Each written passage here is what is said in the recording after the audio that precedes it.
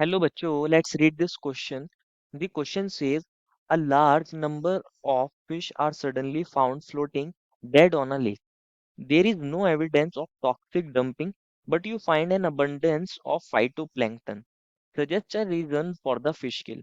बच्चों इस क्वेश्चन में हमें बोला गया है कि हम बहुत सारी फिश को डेड देखा गया है किसी लेक के अंदर और वहां पे कोई टॉक्सिक डंपिंग भी नहीं हुई मतलब कोई केमिकल ऐसा चला गया हो रिवर के अंदर जिसकी वजह से डेड डेथ हो गई हो हमारी फिश की। ऐसा भी कुछ देखा नहीं गया।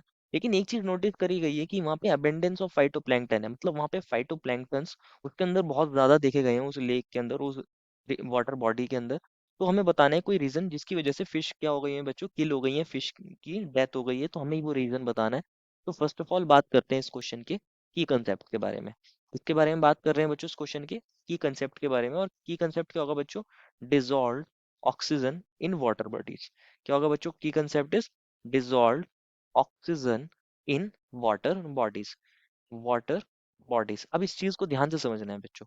इस चीज को ध्यान से समझना है dissolve oxygen in water bodies से क्या मतलब है। अगर बात करी जाए डिजॉल्व ऑक्सीजन की तो होता क्या है बच्चों कोई भी वाटर बॉडी हो कोई भी वाटर बॉडी हो तो उसके अंदर क्या होते हैं। किसी भी वाटर बॉडी के अंदर बच्चों अलग अलग तरह के लिविंग ऑर्गेनिजम्स होते हैं।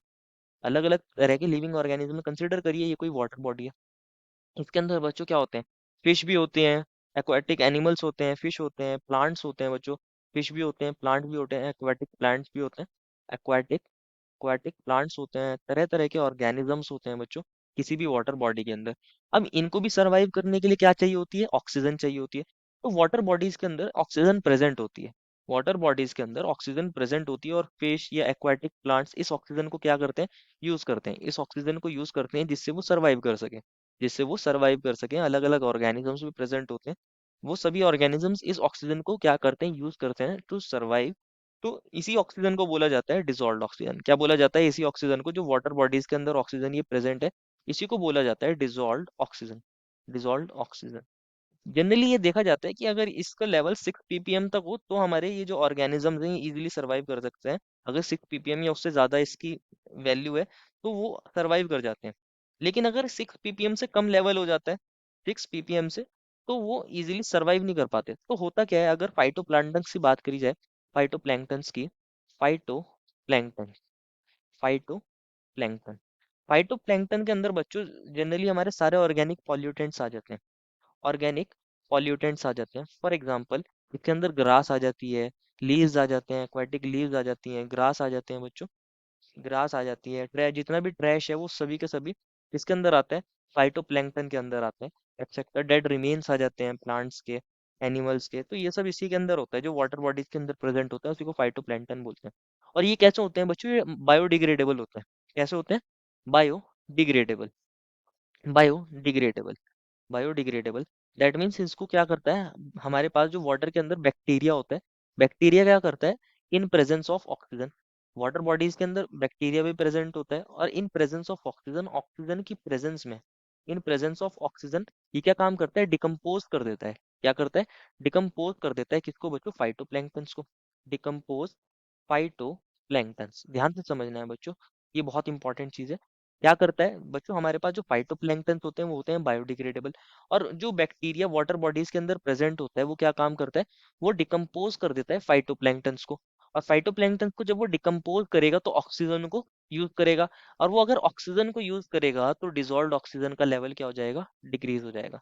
डिजॉल्व ऑक्सीजन जो वाटर के अंदर प्रेजेंट है उसका लेवल डिक्रीज हो जाएगा। Level of dissolve oxygen decreases.